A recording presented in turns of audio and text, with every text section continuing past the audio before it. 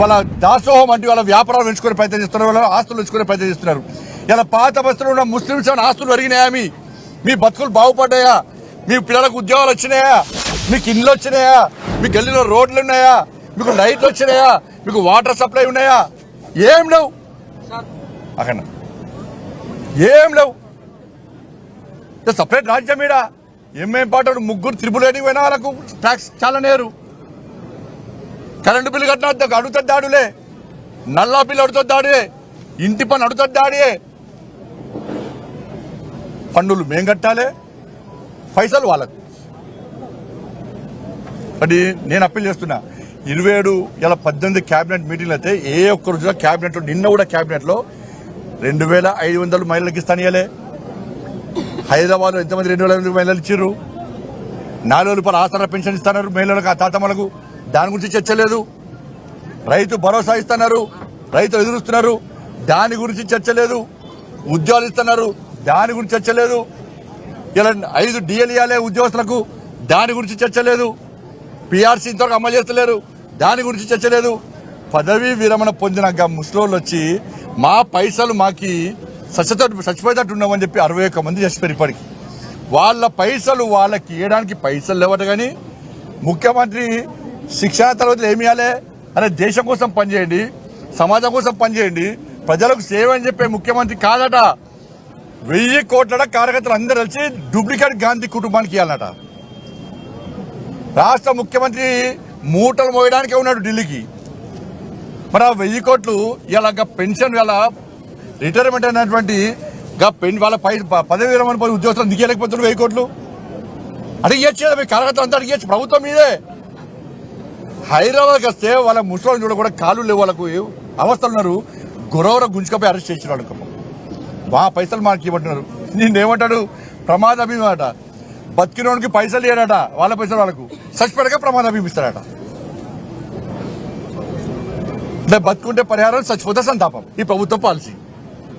బతుకున్న వాళ్ళకు వాళ్ళ బెనిఫిట్స్ వాళ్ళకి ఇవ్వండి ఇవ్వడు, కానీ చచ్చిపోయాక బీమా ఇస్తాడు. ఏం చేస్తాడు? బేసిక్ నుంచి 1.5% అమౌంట్ తీసుకొని నువ్వు ఇచ్చేదేంది అంటే, రాష్ట్ర ప్రభుత్వం ఉద్యోగస్తుల పైసలతోని ఇన్సూరెన్స్ బిజినెస్ చేస్తున్నది. ఇన్సూరెన్స్ బిజినెస్ దానికట కొన్ని రోగాలకట మళ్ళీ అది ట్రీట్మెంట్ కొన్ని హాస్పిటల్కే పరిమితమట. ఆ పైసలు ప్రైవేట్ ఏజెన్సీ కట్టుకుంటే మొత్తం అన్ని ఆ కార్పొరేట్ హాస్పిటల్ కూడా వైద్యం ఉంటుంది, అన్ని రోగాలకు వైద్యం ఉంటుంది.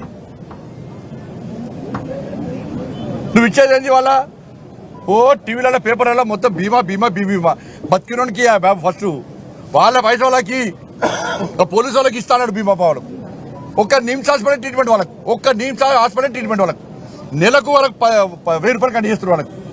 ఆ 15,000 రూపాయలు సంవత్సరానికి వేరే ఇన్సూరెన్స్ కడితే అన్ని కార్పొరేట్ హాస్పిటల్ వాళ్ళకి వైద్యం ఉంటుంది, అన్ని రోగాలకు వైద్యం ఉంటుంది.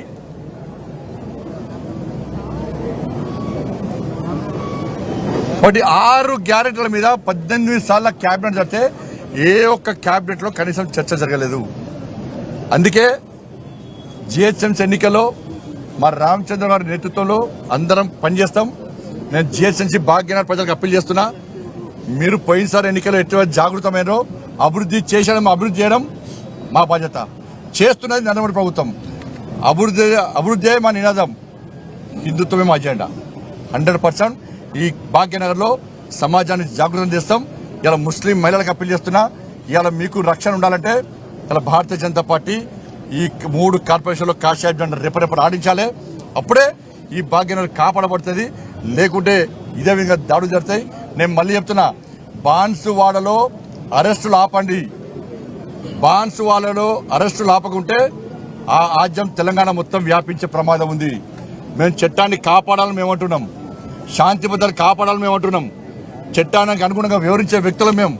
కానీ పోలీసు అధికారులు అక్కడ ఎంఏ పార్టీ నాయకులకు అడుగులు వచ్చి అమాయక కార్యకర్తలు అరెస్ట్ చేస్తున్నారు. అరెస్టులు వెంటనే ఆపండి, అరెస్టులు ఆపండి. అరెస్టులు ఆపకుండా మాత్రం దాని పర్యవసానాలు ఏ విధంగా ఉంటాయో మీకు తెలుసు. భారతీయ జనతా పార్టీ కార్యకర్తలు తెలంగాణ రాష్ట్రంలో తలుచుకుంటే ఏ విధంగా ఉంటుందో నేను కార్యకర్తలకు అప్పిస్తున్న భారతీయ జనతా పార్టీ కార్యకర్తలారా, మీకు 2 చేతులు జోడించి మొక్కుతున్నాను. నేను